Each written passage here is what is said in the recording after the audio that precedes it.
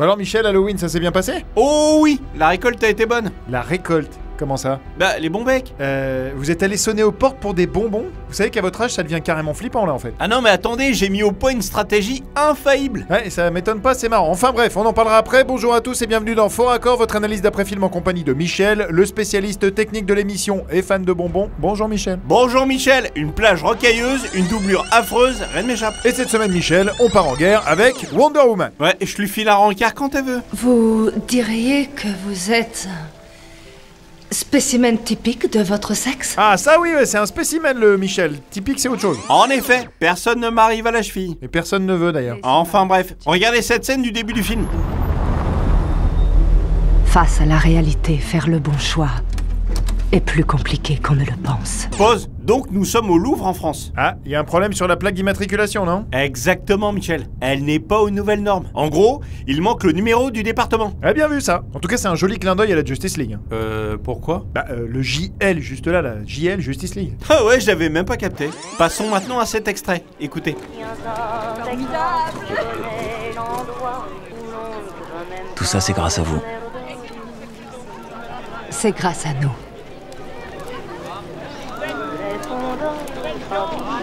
La musique jouée en fond s'intitule Sous les ponts de Paris et est interprétée par Lucienne de Lille. Ouais, faut tendre l'oreille. Hein. Vous êtes sûr de vous là? Bah oui, c'est au générique de fin, regardez ici. Ah oui, oui, en effet, oui. Et alors donc? Bah cette musique date de 1950, donc impossible qu'elle existe lors de la Première Guerre mondiale. Ouais, enfin, y a rien de choquant, Michel. Y a plein d'extraits musicaux dans le film qui datent de notre époque aussi, hein. Oui, mais ce sont des musiques extra-digétiques.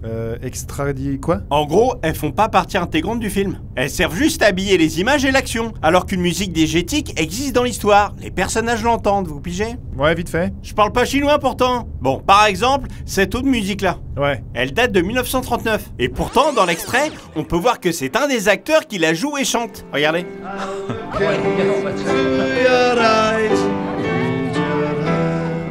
Ah oui, et donc ça c'est pas possible non plus. Ok, j'ai compris. Là, c'est pas trop tôt, hein. Bon, regardez cette séquence. Pause. Ça, c'est une vilaine doublure. Ouh là là, oui, oui, c'est clair, ouais. Et dans cette autre scène, idem. Regardez. Hop. Ouf. Ah ouais, c'est clairement pas Gal Gadot là. En plus, elle a un peu une drôle de tronche, non? C'est pas très gentil ça, Michel. Peut-être, mais c'est vrai. Bon, maintenant, regardez cet extrait. Pause. L'avion ici est marron-rouge. Ouais, j'aurais dit orange, moi, mais... Franchement, si ça peut vous faire plaisir, je vais pas me battre. Bref, et sur le côté, juste là, il y a une éraflure. J'avance un poil, voilà.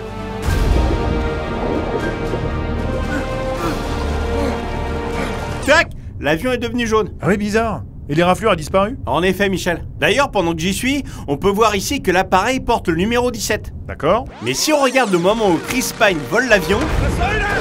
Hop! C'est le numéro 18. Excellent ça. Je sais. Revenons maintenant au moment où il s'échoue sur l'île des Amazones. Pause. Là, il est allongé sur du sable mélangé à des petits cailloux. Ouais. Et juste après... Tac! Ah, y a plus que des cailloux. Ah, bien vu ça. Et vous savez que dans cette scène, y a un autre truc étrange aussi, hein. Quoi donc? Bah, j'avance de 1 minute. Voilà.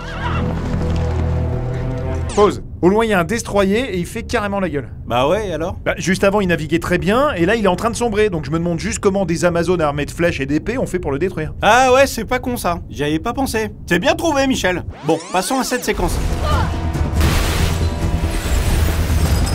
Pause. Wonder Woman atterrit et les bouts de bois des montants de la fenêtre sont éparpillés partout autour d'elle. Ouais, ok. Je refais lecture.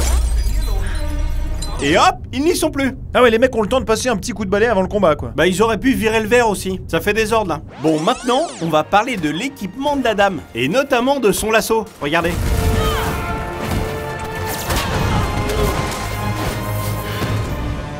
Pause. Alors même si le bordel est magique, il y a quand même un truc bizarre, non? Bah, je sais pas, quoi. Ça vous choque pas que le truc s'enroule et s'accroche à sa taille tout seul? Ouais, peut-être, ouais. Regardez cet autre extrait, là c'est flagrant. Ma chère, je n'ai pas envie de te combattre. Mais si j'y suis contraint... Pause. Ici le lasso est enroulé autour d'Arès. Il y a une maxi explosion et...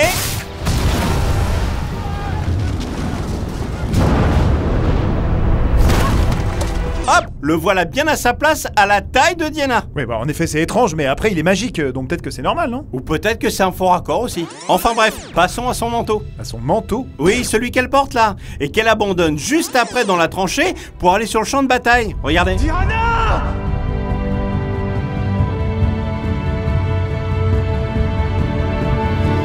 Hop, elle ne l'a plus là. Ouais, d'accord, et alors? Et alors, elle traverse les lignes ennemies pour rejoindre le village à l'opposé. Sauf que si j'avance un peu, voilà, Diana et ses potes libèrent le village et font une petite photo souvenir. Là, elle a retrouvé son manteau. Ah merde! Bon après c'est peut-être qu'un des mecs lui a porté, non? N'importe quoi. Déjà, je peux vous dire qu'ils avaient autre chose à foutre que de porter la veste de madame. Et puis en plus, j'ai vérifié. À aucun moment, il y en a un qui le porte. Ok, je vous crois. Un autre truc aussi qu'on remarque, c'est qu'au niveau de son décolleté, son armure est visible. D'accord. Et vous êtes déçu de pas en voir plus, j'imagine. Un peu ouais, mais avec sa robe de cocktail bleu, ça compense. Dans cette autre séquence, Diana est censée porter son armure sous sa robe. Sauf que...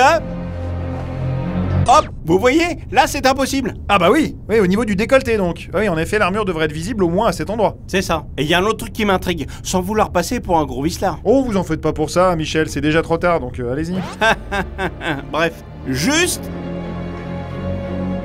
Ici, je me demande quand même où se trouve la lame de son épée exactement. Et dans votre esprit tordu, vous imaginez qu'elle s'est collée la lame entre les fesses, non?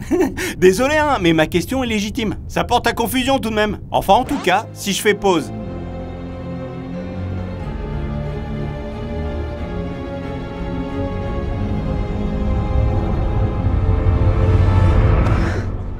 Ici, c'est surprenant que Ludendorff ne sente pas la rigidité de l'épée dans le dos de Diana. C'est sûr que vu comment il l'empoigne, ça paraît étrange. Sans parler du fait que personne ne l'ait empêché d'entrer avec l'arme. On peut pas dire que ce soit discret. Exactement, Michel. Donc dans cette scène, rien ne va. Ils ont voulu faire un truc stylé, mais ça tient pas la route. Enfin bref, une fois n'est pas coutume, on va terminer sur un fulgurant. Ah bah parfait, moi ça me va. Regardez. Pause. Vous voyez ce villageois là? Ouais. Il va tendre la main à Diana, mais va se manger le vent du siècle. Regardez au ralenti. Oh non, le pauvre, c'est super triste là. Vous en faites pas pour lui, hein. Regardez-le cet idiot. Ah ouais, il est content le bougre. Ah bien trouvé ça. Vous avez fini, Michel? Oui, mais je veux rester un peu avec Diana. Je veux pas partir, Michel. Non, mais c'est ce que moi je vais faire. Ah ça, c'est bien envoyé, Diana. Et Michel, c'est ce qu'on appelle un beau râteau. Vous en faites pas, Michel. Je respecte les femmes qui me disent non. C'est bien, je suis fier de vous. De toute façon, il vous en aurait botté le cul. Bon, c'est la fin de cette émission. On se retrouve la semaine prochaine pour un nouveau Faux Raccord. Et j'aurai du lourd, du très très lourd. Alors, c'est quoi votre super stratégie pour les bonbons là? C'est simple. J'ai proposé à ma voisine qui travaillait d'accompagner son fils faire la tournée des bonbons avec ses copains. Et vous a dit oui? À vous? Bah ouais, pourquoi? Ah non, comme ça, mais je comprends pas. Si vous avez emmené les enfants, c'est pas vous qui avez récupéré les bonbons finalement. Ah bah si, à la fin de la soirée, j'ai prélevé une petite commission sur leur récolte. 80